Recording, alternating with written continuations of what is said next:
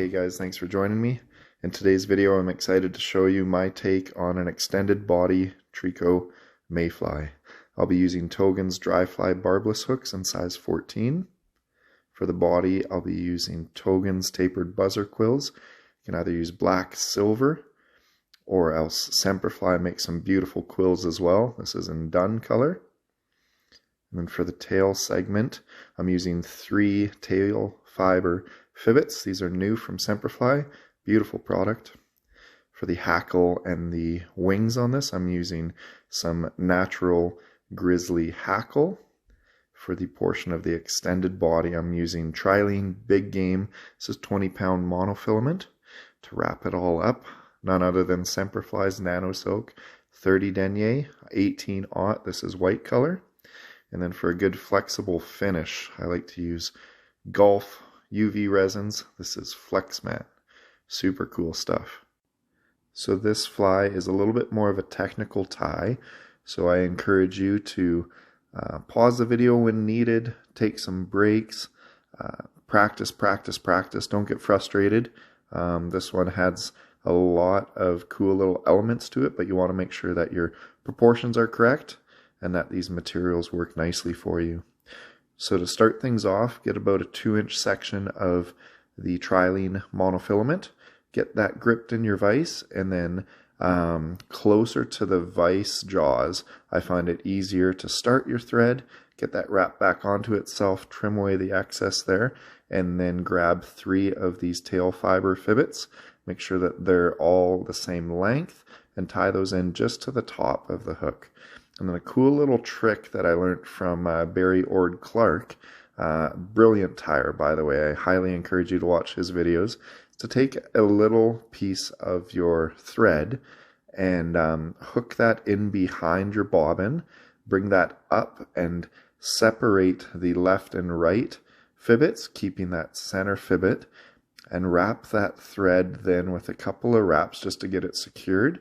And then you can pull that nice and tight, and it's going to separate the left and right tail Fibbit from the center and spread that out nicely, and then we'll clean that up a little bit later. Trim off a little bit extra there, and then lastly for this extended body segment, we're going to add a perfect quill. This one that I'm using is 3mm dun from Semperfli.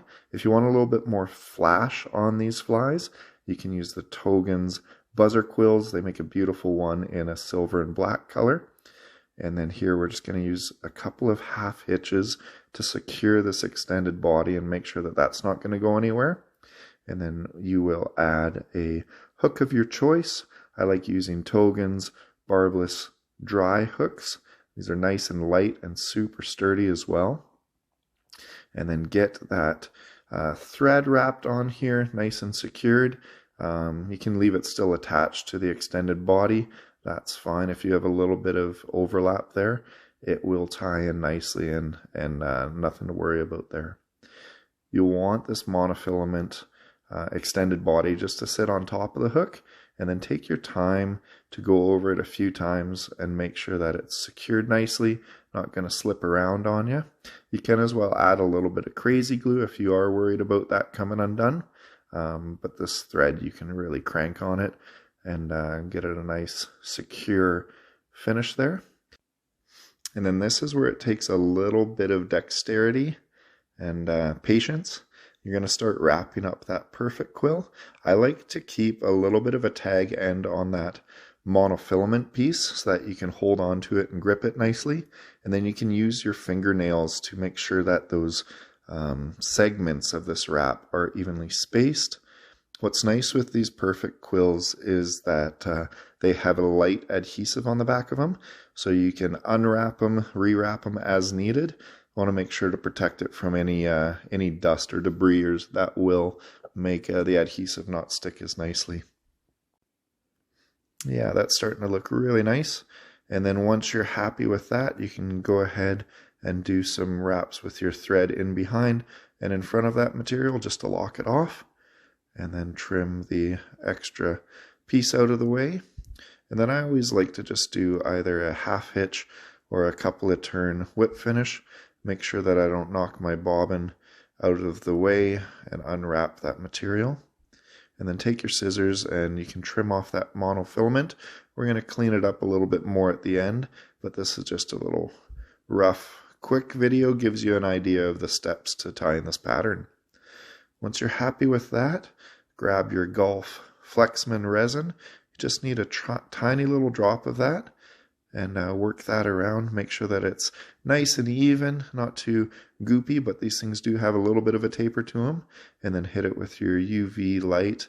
Make sure that it gets nice and cured. This resin does take a little bit longer to cure than, say, a thin or super thin resin. So just to be aware of that and give it a little bit extra time on the torch there. And then for the cool wings of this bug, you can get a bunch of different materials will work. I like using a little bit of this grizzly hackle. This is just a natural color. And I will kind of trim the tips of that hackle. You want just basically a couple of centimeters just to stick up and be prominent above the hackle as you wrap it. So take your time, get used to this method. I like tying it in with the stem facing the butt of this hook, and then you can fold it forward so that you don't have that stem protruding to the eye of this fly as well. A little bit easier to tie it off then. You can do some wraps in between, some figure eights. Make sure that these so-called wings are going to be separate and upright. That looks pretty happy there. And then for my hackle, I like to strip off one side of the hackle and then strip a little bit on that stem to give you a tie-in point. And again, tie it in using the stem towards the rear of this hook. Makes for a nice clean presentation. Wrap your thread back towards this fly. Keep it out of the way as you wrap this. And there we go. That is happy. We are set up for the next step, which is wrapping this hackle. What's nice, if you strip away the half the side of that hackle, it lays down really nicely. All those fibers are in unison. They stick up. They're not all over the place. But you can make this as buggy as you want. The key here is to get a little bit of buoyancy from that hackle, from the monofilament, and those tail fibers really displace the weight of this fly so it sits nicely on top of the water surface. And then you'll wind your thread back through that hackle, making sure that you don't capture too many of those fibers.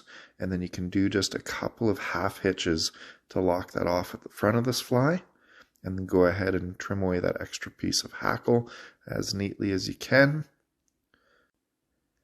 We're just going to go ahead and trim up a few of the stray fibers of this fly.